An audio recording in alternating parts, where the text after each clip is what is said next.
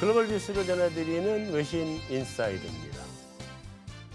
오늘은 그 필립스 커브라고 하는 좀 특이한 아주 전형적인 커브인데 이거에 대해서 한번 그 뉴스를 들어보려고 합니다. 이게 요즘 사실은 이것도 서야 되고 경기가 좋아지면 이것도 서야 되거든요. 근데 전혀 쓰지 않고 들어누워서 나는 안 움직일래.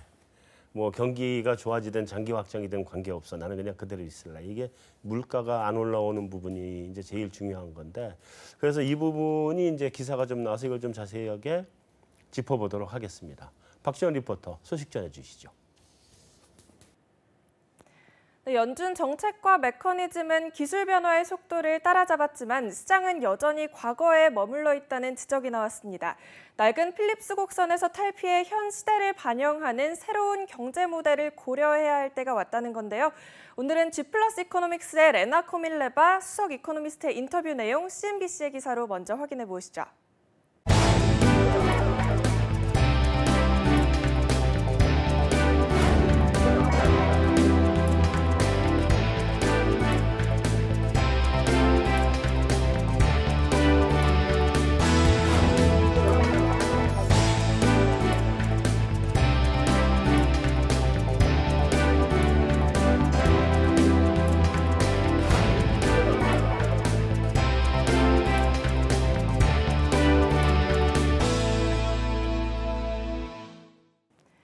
이렇게 레나 코밀레바 이코노미스트는 필립스 곡선이 시대에 뒤떨어졌다면서 새로운 핀테크와 긱경제 같은 경제 모델과 금융 환경을 이해해야 한다고 말했습니다.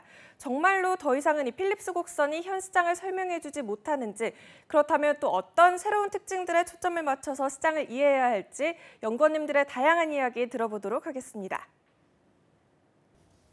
네, 잘 알겠습니다. 얘기 좀 해줘 보시죠. 일단 제일 먼저 이게 이제 보시는 분들이 필립스 곡선이 뭔지를 모를 수도 있으니까 이게 이제 꼭 전문가들만 보는 것도 아니고 그래서 우리 신원연구원이 간단하게 필립스 곡선이 뭐고 그게 왜 들어누워 있으면 안 되는지 좀 설명을 좀 해주시죠. 이제 실업률과 물가의 관계를 살펴보는데 아무래도 그냥 일반적으로 생각했을 때 우리가 실업률이 높아서 구직이 어려우면은 나는 저임금을 받더라도 일을 하고 싶다라고 되겠죠. 근데 실업률이 점점 낮아지면 오히려 구인에 대한 기업의 니즈가 커지게 됩니다. 그렇다면은 임금을 조금이라도 많이 줘서 우수한 인재들을 데리고 와야겠죠. 그렇기 때문에 이 실업률과 물가의 관계를 보는 그래프가 되겠는데 최근에 이제 서로 그러니까 이게 역의 관계죠. 예, 역의 관계죠. 실업률이 떨어지면은 올라가면 물가가 떨어지고, 그렇죠. 물가가 올라가면 실업률이 떨어지고 이렇게. 그래야 되는데 이제 최근에 이제 특히 미국 계속 저희 일부에서도 얘기를 나눴지만 양적 고용 시장의 양적 회복은 어느 정도 성공을 했으나, 그러니까 실업률은 계속 떨어지고 있는데. 물가가 생각만큼 제자리 올라오지 않다는 거죠. 근데 이제 물가를 보는 지표들이 여러 개가 있으니까 이것들을 어떤 물가 지표를 보면서 우리가 한번 또 판별해 보느냐 그 부분도 좀 중요하겠습니다. 근데 이제 일단 필립스 곡선 무용론이 자꾸 나오고 있어요. 이게 얘기는 처럼 들어누워가지고 실업률은 다 떨어졌는데 물가는 올라가질 않고 경기는 좋아지는 것 같은데 물가에서 과열 신호는 전혀 안 나오는 거 아니에요 지금? 그잖아요. 그렇죠. 그러니까 옛날에 전통적으로 이게 필립스 교수가 주장을 했던 필립스 곡선이 이게 이제 더 이상 소용없는 거 아니냐. 이게 어떻게 설명을 해야 되냐. 이게 사실 비슷한 게 언제였었냐면 1990년대 앨런 그리스펀이 있을 때 뉴 이코노미도 그랬거든요. 맞아요. 그때도 유사한 현상. 경기 무지하게 좋았고 실업률 굉장히 낮았는데 물가는 안 따라왔단 말이에요. 그때도. 근데 지금은 그때보다 훨씬 심해요. 이게 그때부터 지금까지 이어진 일이라 그러면 이 필립스 커브 없애버려야 되는 거 아니에요? 그래도 2000년부터 금융위기 그 전 사이의 구간에서는 또 약간 확립이 했었어요. 그때. 좀 약간 성립했죠. 뭐 10년 주기로 됐다 안 됐다 하는데 최근에 들어와서의 가장 그 필립스 커브 무용론은 이미 연준에서도 한번 경론이 있었죠. 옐런 의장은 필립스 커브가 아직 유효하다라는 주장을 하고 라엘 그 브레이너드와 같은 연준 이사는 이미 안 된다. 근데 거기에 가장 핵심으로 붙었던 게 그 플렉 유휴 논란이었어요. 그러니까 과거 같으면은 실업률이 이렇게 떨어질 때 경기가 정상적인 그 구조적인 문제가 없었을 때는 고용률이라든지 경제활동 참여율 같은 지표, 큰 틀에서 이제 구직 포기자와 같은 노동인구가 관련돼 있는 데이터가 같이 개선이 됐었거든요. 네. 실업률이 떨어지는 만큼 고용률이 개선이 되면서 그런 슬랙이 존재하지 않았는데 최근에 들어와서는 아예 이제 좀 저질에 뭐 이제 숙련되지 못한 사람들은 구직 포기자로 나가 떨어져 있는 양이 너무 많은데 그거를 그 특히나 옐런 의장이나 이런 부분에서 구조적인 문제로 떨어져 나간 사람들이 복귀하지 않을 거다. 라고 해서 실업률만 떨어지면 임금 오르고 경기 여건 좋아지면서 물가가 오를 거야 라고 주장을 했지만 현실은 그렇지 않았거든요. 그 사람들이 들어오고 있는 거죠. 그렇죠. 그래서 이번에도 고용지표가 20만 명씩 나오는 건 자연 실업률도 이 정도로 느는 건 좀 이례적이거든요. 네. 그만큼의 유휴 자원들이 지금 재유입이 되고 있고 그들이 임금 상승을 잡고 있고 그러다 보니까 전반적인 물가의 확장으로 연결되는 부분도 좀 제약되는 부분이 있다. 뭐 다른 요인들도 있지만 그런 쪽에서 이제 연준에서 한 번 논란은 있었죠. 최근에 이제 굉장히 고용 지표도 잘 나오는데요. 네. 세부적으로 살펴보면 서비스업에서 고용이 좀 활성화되고 있습니다. 네. 아무래도 임금이 낮을 수밖에 없고요. 네. 재화를 생산하는 제조업이나 건설 쪽 좀 고임금을 받는 부분은 이번 달에 뭐 지표가 좀 좋아졌지만 오히려 줄었거든요. 네. 그러니까 숙박이나 뭐 이렇게 구조 조정이 빈번하고 계절성을 띠는 업종에서 나온다면 계속해서 그 취업자 수가 증가한다면은 임금 상승이 그에 맞게끔 탄력적으로 따라가기는 다소 불확실한 측면이 분명히 존재합니다. 그런데 그러면 한마디로 얘기하면 우리나라로 치면 도소매 음숙에서 일자리가 나온다는 얘기입니다. 그죠? 네, 그거는 되게 분명합니다. 지금 제조업의 일자리는 금융 이전 수준 회복을 못했고요. 네. 이 고용의 총량은 는다고 하고 있지만 네. 금융 이전보다 제조업의 고용은 회복되지 않고 있고요. 서비스업만 늘어나고 있거든요. 네. 그렇기 때문에 미국의 전 정부에서 이 미니멈 웨이지, 최저 임금을 계속 올려주라고 푸시를 했던 거죠.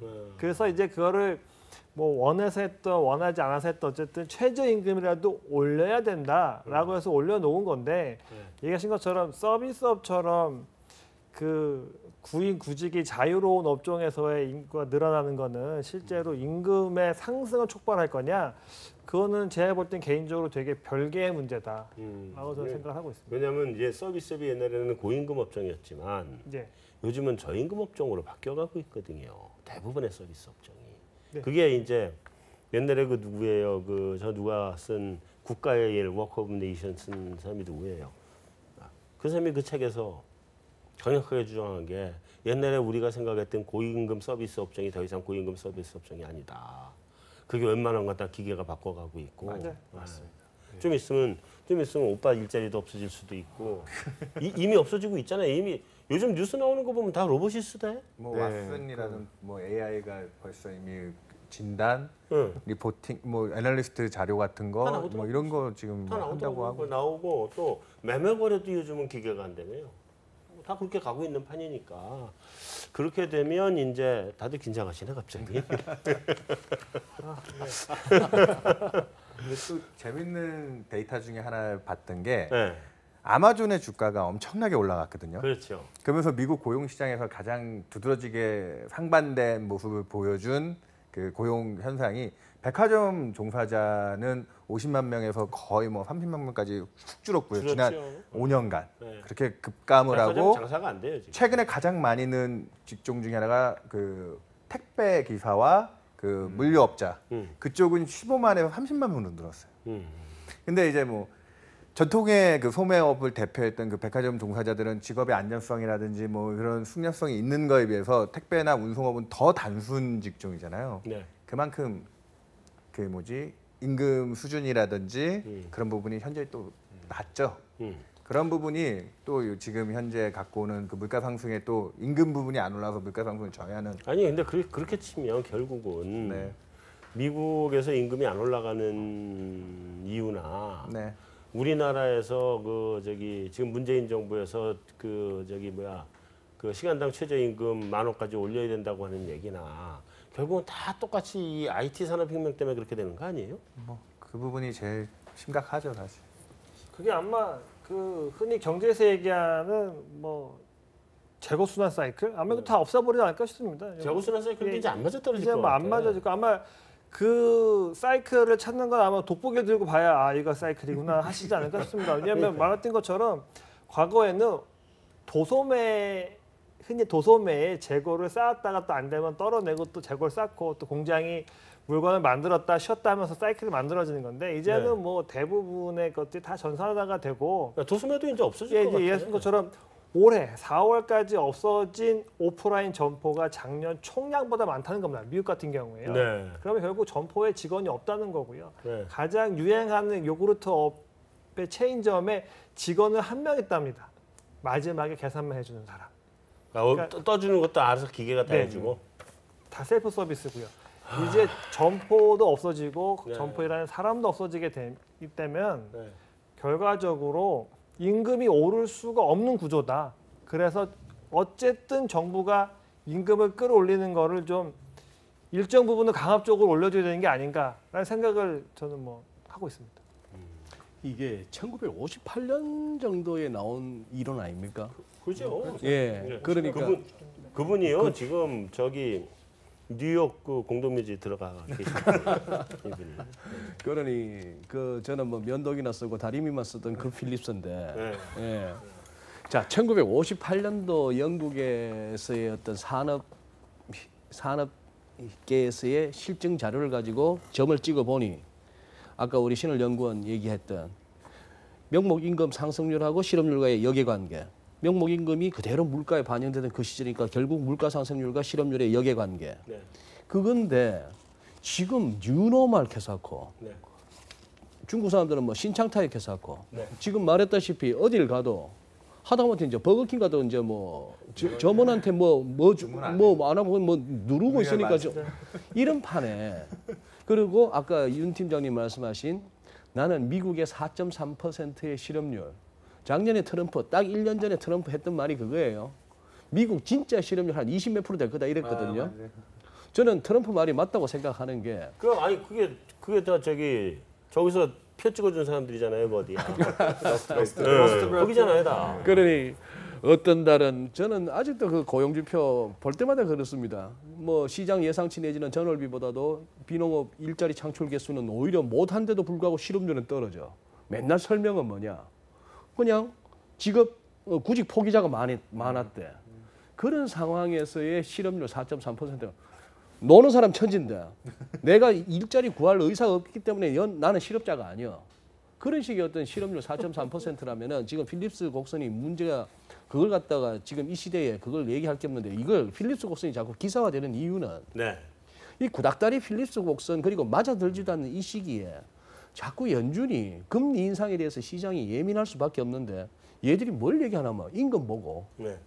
임금 상승률 보고 우리가 금리를 올릴까 말까를 정한다고 걔들이 자꾸 뻥을 치니까 거짓말 하니까 적어도 왜 올려야 하는지 설명이 잘 안 되는 애들이 뭔가 설명을 하려니까 인플레가 발생하면 금리 올려야지 이런 얘기인데 인플레를 갖다 자꾸 임금하고 붙이는 임금은 죽었다 해도 못 오르는 구조고 뭐 이런 상황이니 계속 이제 그러고 하고 있는데 저는 아까 이렇게 우리 박지원 리포터 소개했던 그 기사에 그 이코노미스트라는 친구가 했는 얘기 중에 저는 공감 못하는 부분이 시장은 아직도 필립스 곡선에 매몰되어 있다가 아니고 연준이 아직도 그 통하지도 않는 필립스 곡선 갖고 자꾸 자기들의 로직을 만들어내는데 시장은 웃기지 마 하고 안 가는 거예요.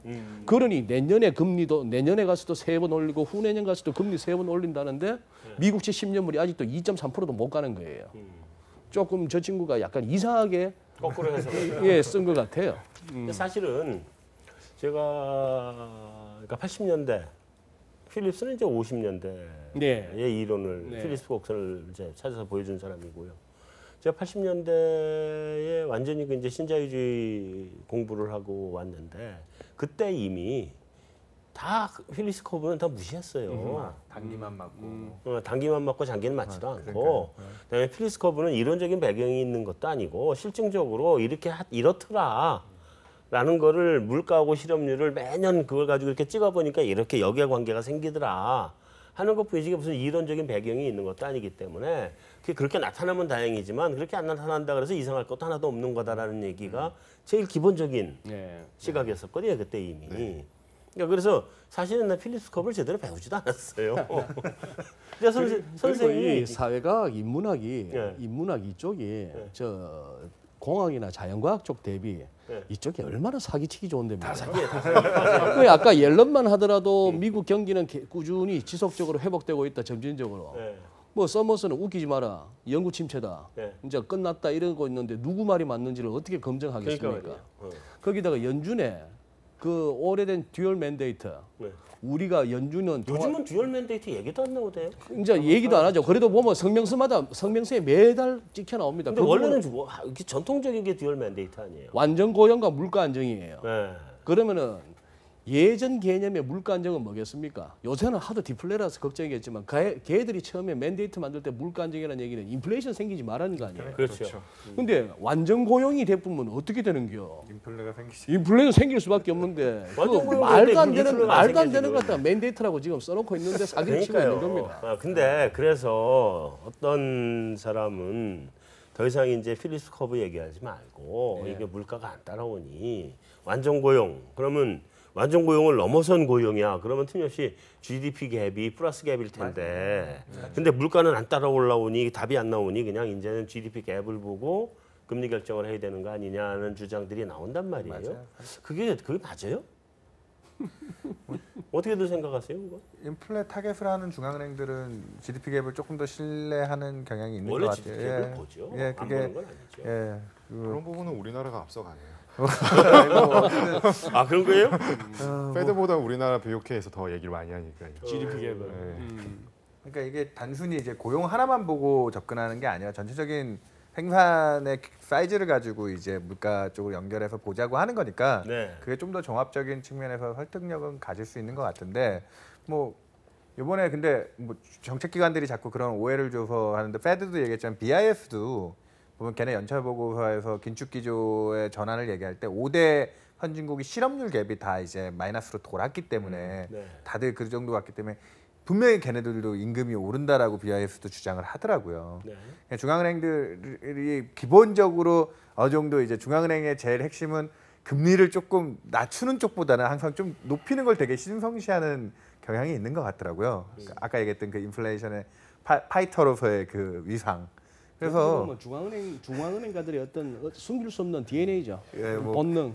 며칠 전에 이제 외사에서 나온 기사를 보면은 굉장히 이제 이 부분을 나타내는 게 우리나라 지금 현재 한국은행 총재가 뭐 며칠 사이에 뭐 청와대 발 그게 나왔습니다만은 유일한 금리 인상을 하지 못하는 총재가 될 수도 있다라고 헤드라인이 떴거든요. 이 말이 임기 중에 이 말인즉슨 왜 할 일을 못했느냐 이런 거죠. 그렇죠. 인플레이션 파이터로서의 모습을. 근데 그거를 이제 헤드라인으로 낸 걸 보면 방금 말씀하신 대로 연준의 무게 중심을 한번 최소한 올릴 수도 있어야 된다라는 게 깔려 있는 거죠.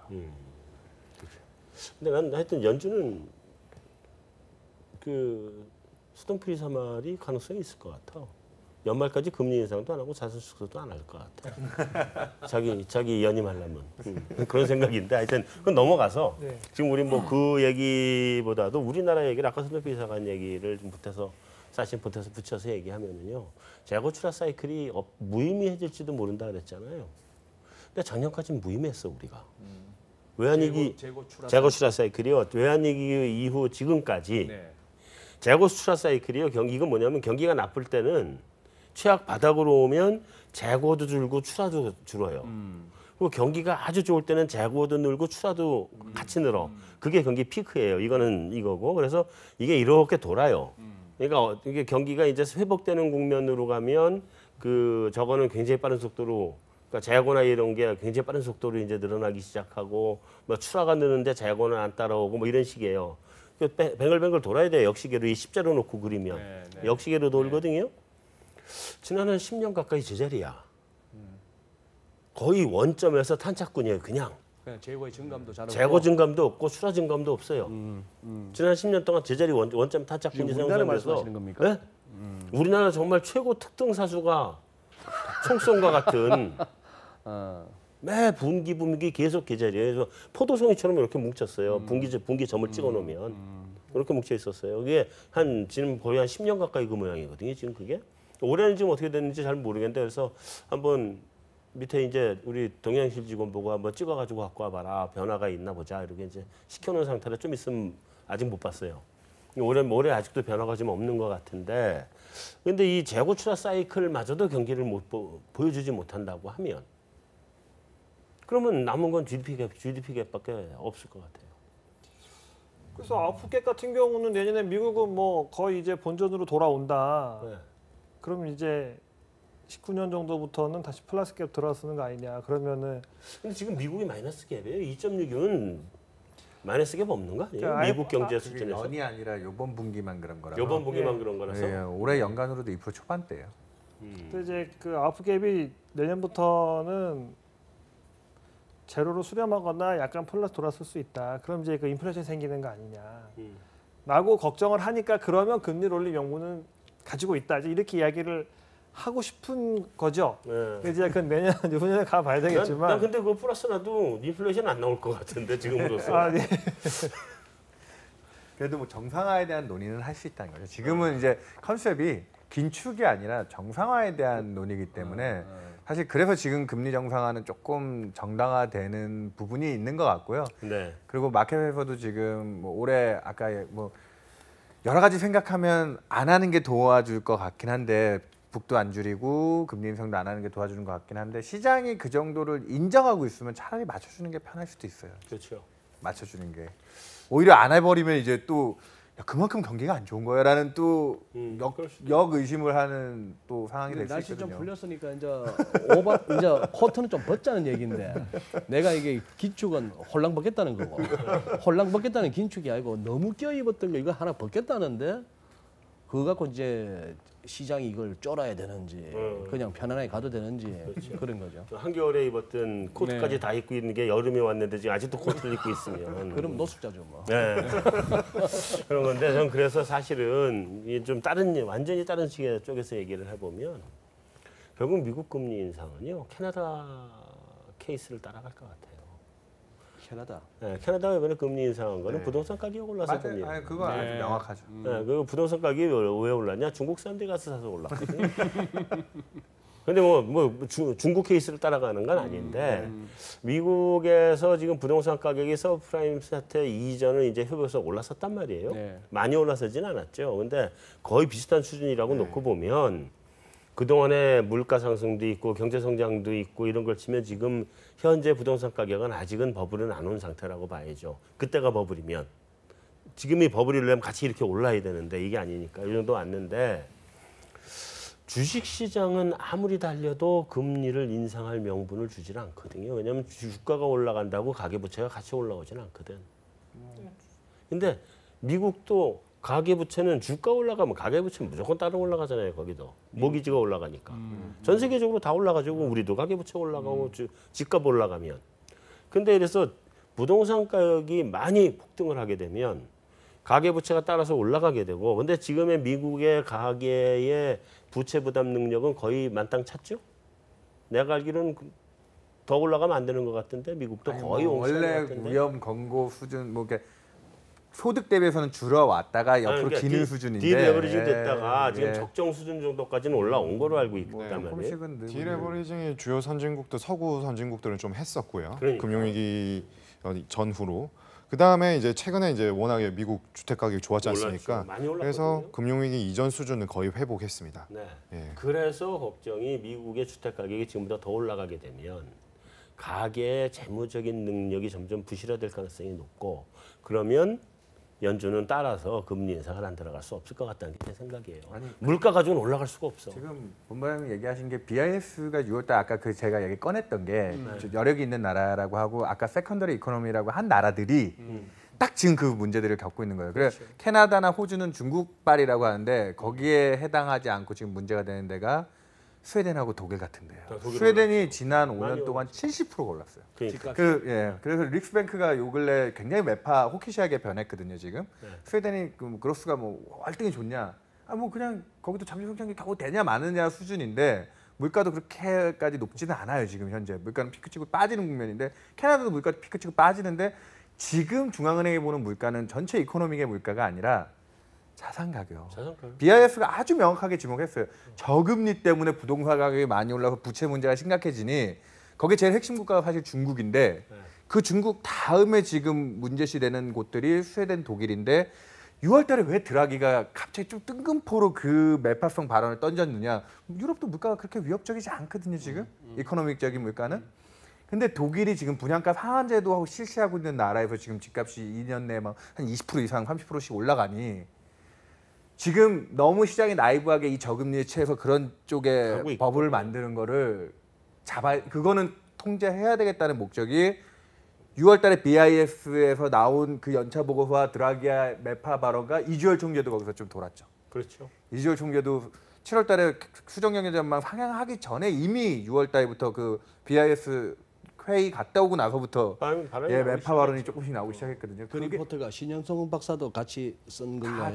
다 들어가요. 네, 그 연차 리포트인가. 그러니까 그런 포인트가 정확하게 짚으신 게 지금 중앙은행들은 이미 2008년 위기 전에 어떻게 보면 그 부동산 시장 거품 붕괴 빼드도 중요한 원인 역할을 제공자였잖아요. 네. 저금리로 인한. 그리고 자기가 금리 급격하게 올라서 한계대 투자들을 망가뜨린 거잖아요. 이번에 지금 그때보다 현저히 금리가 낮거든요. 부동산 가격들은 막 올라가는데.